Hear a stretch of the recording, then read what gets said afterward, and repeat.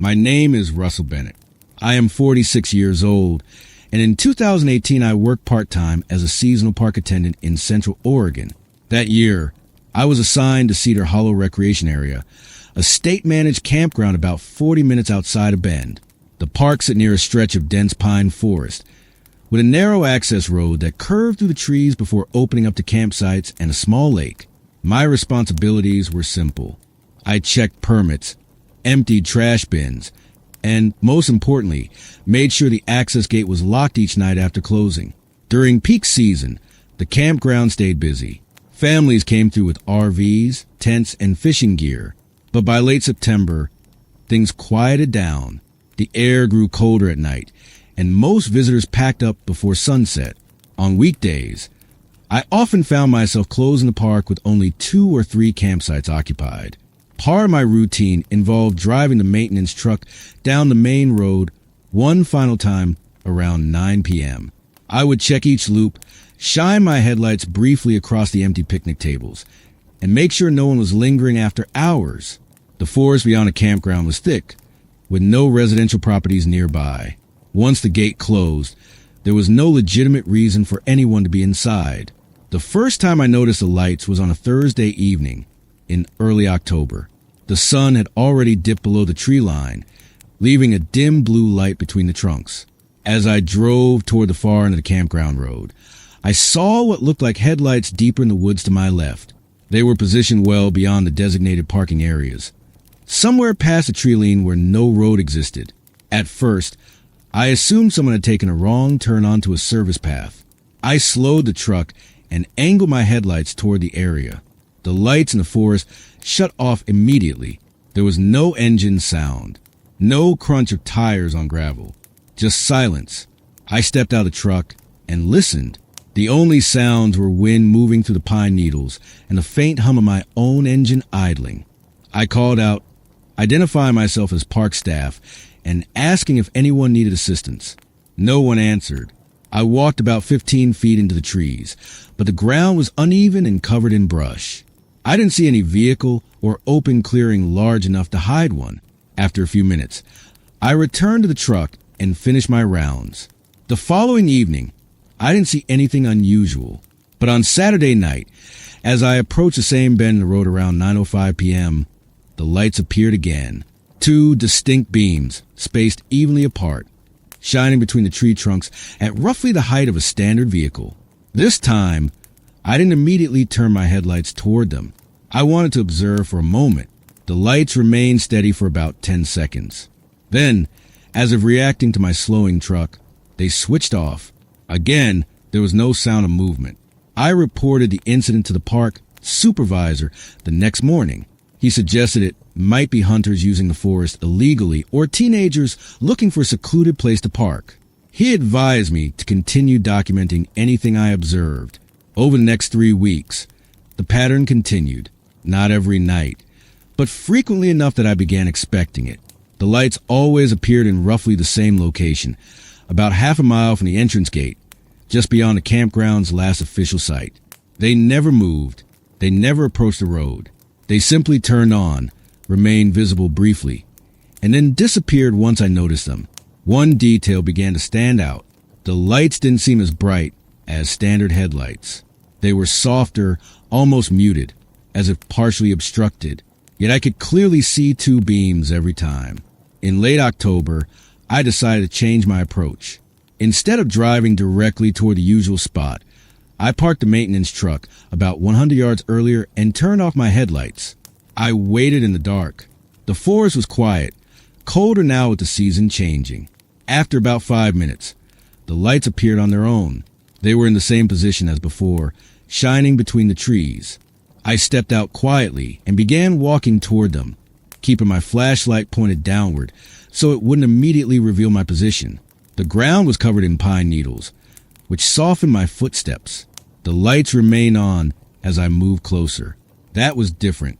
In previous instances, they shut off as soon as I slowed the truck. This time, they held steady. When I was approximately 20 yards away, I stopped and listened carefully.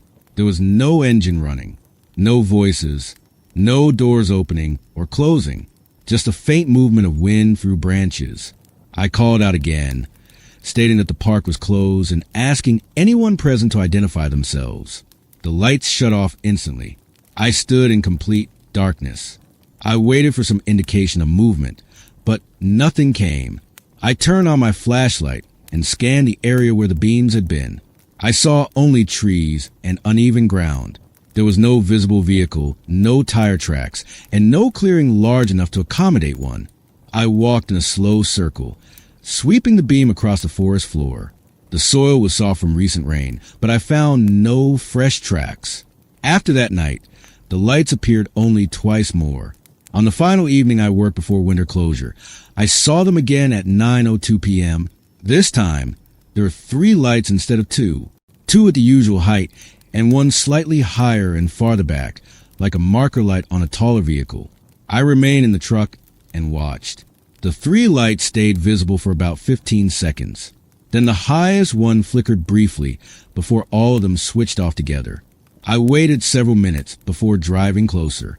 As before, I found nothing in the trees, no signs of disturbance, no indication that anyone had been there.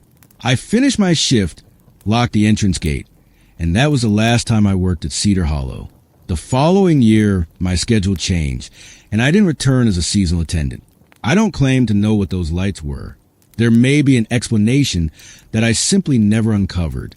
What unsettled me wasn't the presence of lights in a forest. It was their consistency. The same location, the same spacing, the same immediate reaction when observed.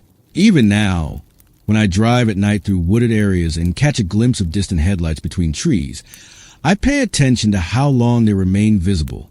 Most lights move eventually. Most vehicles make some kind of sound. Those never did. My name is Nathaniel Brooks. I am 39 years old, and in 2020 I worked as the night front desk clerk at a small waterfront hotel in coastal Maine. The hotel was called the Harbor Point Lodge.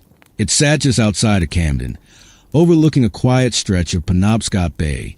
It wasn't a large place, just 3 floors and about 40 rooms, mostly catering to tourists in the summer and a few business travelers in the off-season.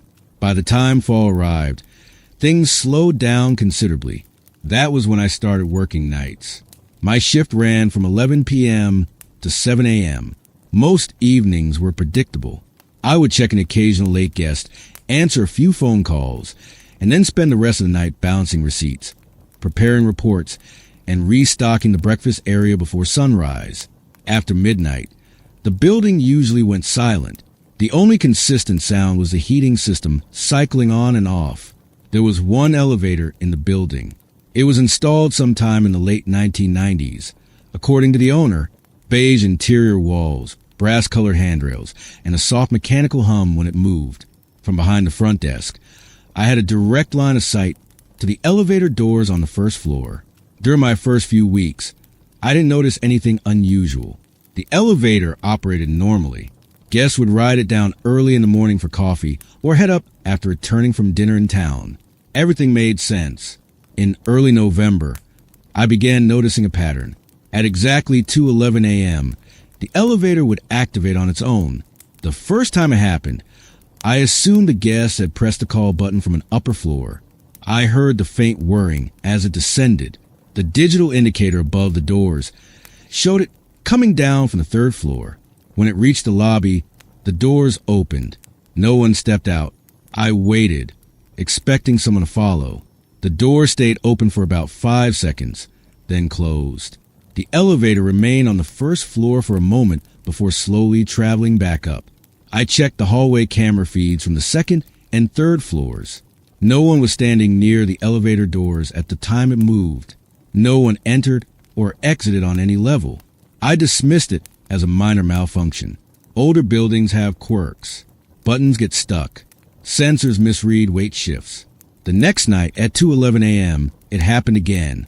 This time I was watching the clock. When the minute changed from 2:10 to 2:11, I heard the motor engage. The elevator descended from the 2nd floor, stopped at the 1st, and opened its doors to an empty cab. I walked out from behind the desk and stood a few feet away, looking inside. The interior light flickered slightly, but that wasn't uncommon. I stepped in and pressed the button for the third floor. The doors closed, and for a brief moment, I felt the elevator dip downward slightly, as if it were adjusting its weight. Then it began to rise. It stopped at the third floor. The doors opened to a quiet hallway with patterned carpet and framed photos of local sailboats on the walls. No one was there. I walked down the corridor and listened. No televisions were on. No doors opened. Everything felt normal. I rode the elevator back down and returned to the desk. Over the next 2 weeks, the pattern continued. Every shift I worked, the elevator activated at 2:11 a.m. It didn't matter whether the hotel was nearly full or almost empty. It didn't matter whether the weather was calm or stormy outside. The timing was consistent. I reported it to the property manager. He contacted a maintenance technician who inspected the control panel and the call buttons on each floor. Nothing appeared faulty. The technician suggested that sometimes elevators run automatic cycles to recalibrate or prevent mechanical stiffness. That explanation sounded reasonable. For about 5 days, the elevator remained still at 2:11. Then it resumed. One night in December, heavy rain hit the coast. Wind rattled the windows, and only a handful of guests were staying at the lodge. At 2:11 a.m., right on time, the elevator descended again. The doors opened, but this time they did not close after 5 seconds. They remained open. 10 seconds passed. Then 20. I watched from behind the desk, waiting for the doors to slide shut automatically. They didn't. The cab remained empty, interior light steady. I walked toward it slowly. As I stepped within a few feet of the threshold, I heard a faint sound from inside.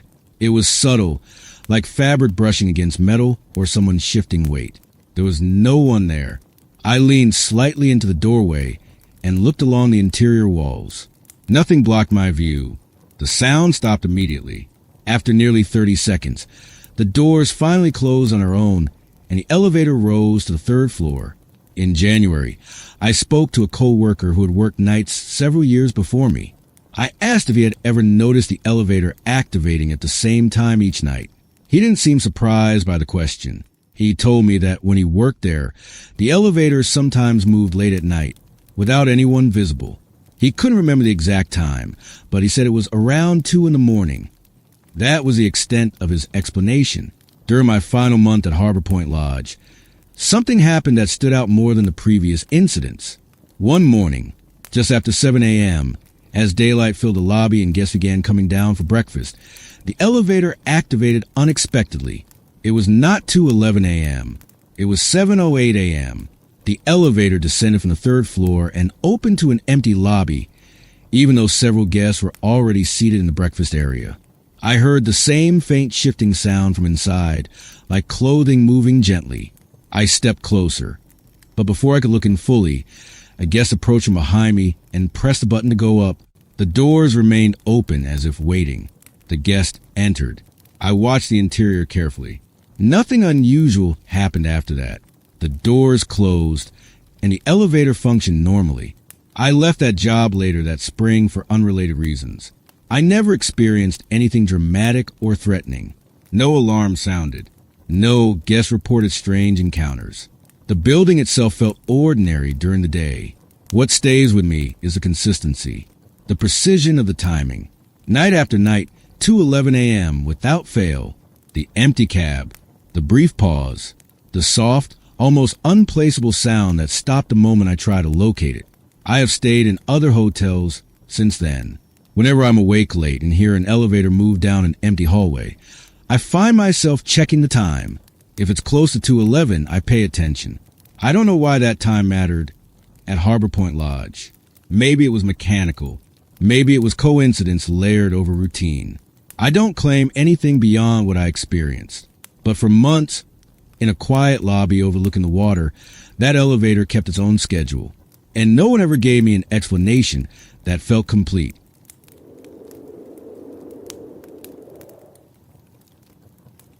My name is Caleb Morrison. I am 44 years old, and in 2017 I worked as a beverage distribution driver covering rural accounts in southern Illinois. At the time, I lived in Mount Vernon, and my weekly route took me through several small towns that most people outside the state have never heard of. I delivered to family-owned grocery stores, gas stations, and a few roadside diners that had been around since the 1960s. My day started early, usually before sunrise, and most of my driving happened on long, quiet highways surrounded by farmland and patches of woods. One of my regular stretches was along State Route 162, heading east toward a town called Wayne City. It wasn't a busy road. 2 lanes, narrow shoulders, and long sections without houses or businesses. In late summer, the cornfields grew high enough to block most of the view beyond the roadside. By October, those same fields turned dry and brittle, and the landscape felt open again. I first noticed them in early September. It was around 9:30 in the morning. Clear weather, light traffic. I was about 12 miles from Wayne City when I saw a man standing near the edge of a harvested field. He was about 20 feet back from the road, close to a wooden fence that marked the property line. He wasn't dressed like a farmer. No hat, no visible tools, no truck parked nearby. Just jeans, a gray sweatshirt, and work boots. He wasn't waving for help. He wasn't walking. He was simply standing there, facing the road but not directly looking at passing vehicles. His head was angled slightly downward, as if he were focused on something in the distance. I assumed he might live in a nearby farmhouse. There were a few scattered homes set back from the road, though none were visible from where he stood. I drove on without giving it much thought. The following week, I passed the same stretch again, same time of day. He was there. This time he stood closer to the fence, maybe 10 feet from it. Same clothing, or at least similar. Same posture. Upright, hands resting loosely at his sides. He didn't move as my truck approached. As I passed, I glanced at my side mirror. He remained still. It struck me as unusual, but not enough to report or mention to anyone. Rural roads attract people for different reasons. Some walk for exercise. Some think better outside. I told myself it wasn't my concern. Over the next 2 months, I saw him repeatedly. Not every week, but often enough that I began to expect him. Sometimes he stood in nearly the exact same spot. Other times, he was maybe 30 or 40 yards up or down the fence line. The location always remained within the same quarter-mile stretch of Route 162. What stayed consistent was his stillness. He never appeared to be on the phone, never smoked, never leaned on the fence. He just stood there, facing either the road or the open field. Once, I noticed that the wind was strong enough to bend the grass nearly sideways, yet he did not shift his footing or adjust his stance. By late October, the temperature had dropped noticeably. On one particular morning, frost covered the ground. I remember seeing my breath inside the cab when I first started the engine that day. As I approached the familiar stretch, part of me expected not to see him because of the cold. He was there, same gray sweatshirt, though it should have been too light for that kind of weather. No visible jacket over it. He stood in the same position as before, shoulders relaxed, face neutral. That morning, as I drove past, he turned his head and looked directly at me. It was brief, maybe 3 seconds, long enough to notice that his expression didn't change. He didn't appear angry or distressed, just calm, observing. I remember feeling a mild sense of discomfort, not because of anything threatening, but because of how routine it had become. He seemed like part of the landscape, like a post or a sign that hadn't been there before. In November, I stopped at a small diner in Wayne City that I delivered to every Tuesday. The owner, an older man named Rick, had lived in the area his entire life. I casually asked him if he knew who owned the property along Route 162 near mile marker 47, the one with the long wooden fence. He told me it belonged to a farming family that had held the land for decades. I asked if he had ever seen someone standing out there during the mornings. He thought for a moment and said he hadn't noticed anyone like that. I didn't push the conversation further. It felt strange to describe it out loud. In early December, something changed. As I approached the usual spot, I saw him again, but this time he was standing inside the field, several yards beyond the fence. The crops had already been cleared, leaving only short stubble and flat dirt.